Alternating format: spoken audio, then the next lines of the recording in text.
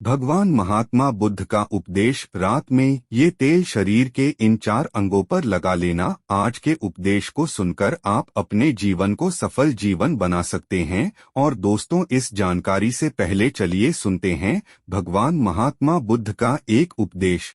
भगवान महात्मा बुद्ध का उपदेश। रात में ये तेल शरीर के इन 4 अंगों पर लगा लेना। आज के उपदेश को सुनकर आप अपने जीवन को सफल जीवन बना सकते हैं। और दोस्तों, इस जानकारी से पहले चलिए सुनते हैं भगवान महात्मा बुद्ध का एक उपदेश। पहला है पैर का तलवा। आपके पैरों के तलवे। जो व्यक्ति रोज सुबह जागकर मॉर्निंग वॉक करता है नंगे पैर जमीन पर या फिर हरी घास पर, तो दोस्तों उसकी आंखों की रोशनी कभी कम नहीं होती। तो इसीलिए आपको पैरों के तलवे में शुद्ध तोरी का तेल लगाना है। इसके अलावा आप शुद्ध सरसों का तेल भी लगा सकते हैं। जब आप रात में सोने जाए तो उसके पहले गुनगुने पानी से अपना पैर धो लीजिए। पैर धोने के बाद बढ़िया से उसे साफ कर लीजिए। सूख जाए जब आप बिस्तर पर लेट जाए और अपने हाथ से मालिश कर लीजिए। रात में सोते समय यही शुद्ध सरसों का तेल। और जैसे ही आप अपने 5 मिनट दोनों हाथों से मालिश करेंगे, तेल से गर्माहट आएगी। तुरंत ही आपको नींद आना शुरू हो जाएगा।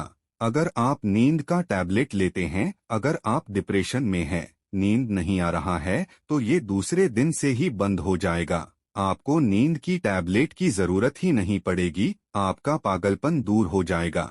दूसरा स्थान है नाभि, जो कि आपके शरीर का सबसे महत्वपूर्ण अंग है। नाभि के पीछे एक पेकोटी ग्रंथि पाई जाती है और इसी पेकोटी ग्रंथि से शरीर की सारी नसें जुड़ी हुई होती है और ये शरीर की सबसे शक्तिशाली ग्रंथि होती है।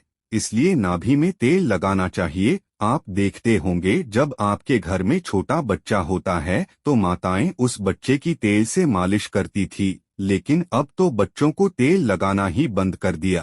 पहले माताएं 8 से 10 बार दिन में बच्चे की तेल से मालिश करती थी। वे कहती थी कि हम जितनी बार तेल की मालिश करेंगे, उनकी हड्डियां उतनी ही मजबूत होगी। और वो घर पर बना हुआ शुद्ध सरसों का तेल होता था। और वो शुद्ध सरसों घर का तेल और किसका बनाती थे? किसी सरसों को भून करके सरसों को रोल कर पहले जो उसी से मालिश करती थी। पहले वो लगा देती, उसके बाद छोड़ा करके। लेकिन आज फैशन बदल गया है। लोग तरह तरह के केमिकल युक्त तेलों से मालिश कर रहे हैं। ये किसी काम का नहीं। दोस्तों, कंपनियां हमें सिर्फ बेवकूफ बनाती हैं और इससे सिर्फ बीमारियां होती हैं, क्योंकि बच्चों की मालिश के लिए सबसे अच्छा तेल सरसों का है। और गांव के बच्चों को माताएं आज भी सरसों के तेल की मालिश करती है। गांव के बच्चे शहर के बच्चों की तुलना में कितने कमजोर हैं, इसे आप खुद अनुमान लगा सकते हैं। तो दोस्तों, यह नाभि आपके शरीर का सबसे शक्तिशाली हिस्सा है। तो जब माताएं नाभि में तेल की मालिश करती थी तो पहले फूंक मारती थी। फूंक मारने के बाद उसमें तेल लगाती थी और दिन भर में 3 से 4 बार तेल लगाती थी। तो दोस्तों, आपको भी आज से शुद्ध सरसों का तेल रात में सोते समय नाभि में लगाना है।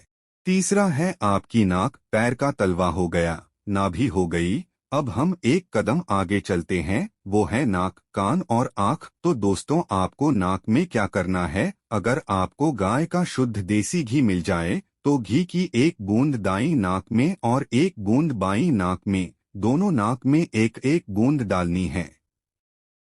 रोजाना दोनों नाक में 1-1 बूंद डाले। इसके इतने फायदे हैं, मैं यहाँ गिनाते गिनाते थक जाऊंगा। आपका पागलपन दूर हो जाएगा। अगर किसी को पागलपन है, अगर पागलपन का इलाज चल रहा है, तो 3 से 4 महीने के अंदर पागलपन की दवा बंद हो जाएगी। अगर आपके कान के पर्दे में छेद है तो बिना ऑपरेशन के ठीक हो जाएगा। आपको नींद की समस्या है, नींद की समस्या दूर हो जाएगी। आपकी याददाश्त कमजोर है, याददाश्त आपकी तेज हो जाएगी। शरीर में कमजोरी है, शरीर की कमजोरी दूर हो जाएगी। जुकाम आपको कभी पूरी जिंदगी में नहीं होगा। जुकाम सर्दी की नाक से संबंधित जितनी भी बीमारी है, आपको नहीं होगा। चौथा है आपका सर। अब एक अंग और है जहां से आपका शरीर पूरा दिमाग जुड़ा हुआ है, वो है सिर। अगर गर्मी का सीजन है तो आप स्नान करते होंगे। जब स्नान करके निकले, स्नान करने के बाद जब आपके बालों का पानी सूख जाए तो आपको अपने सिर में शुद्ध सरसों का तेल लगाना है। जैसे ही आप अपने सिर में सरसों का तेल लगाकर सिर की मालिश करेंगे तो आपको 10 मिनट बाद नींद आना शुरू हो जाएगा। सिर में सोते समय तेल लगाने से कई सारे फायदे हैं, जैसे आपका जो बाल पक रहा होगा वो भी रुक जाएगा, आपको नींद बढ़िया आएगी, दिमाग की याददाश्त पावरफुल होगी, शरीर की शक्ति बढ़ेगी, शरीर की कमजोरी दूर हो जाएगी। यानी कि शरीर की सारी शक्तियां आपको मिलेंगी सिर में तेल लगाने से। तो दोस्तों, उम्मीद करता हूं आपको इस कहानी से बहुत कुछ सीखने को मिला होगा।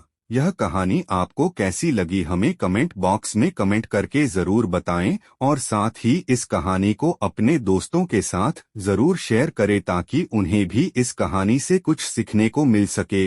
धन्यवाद।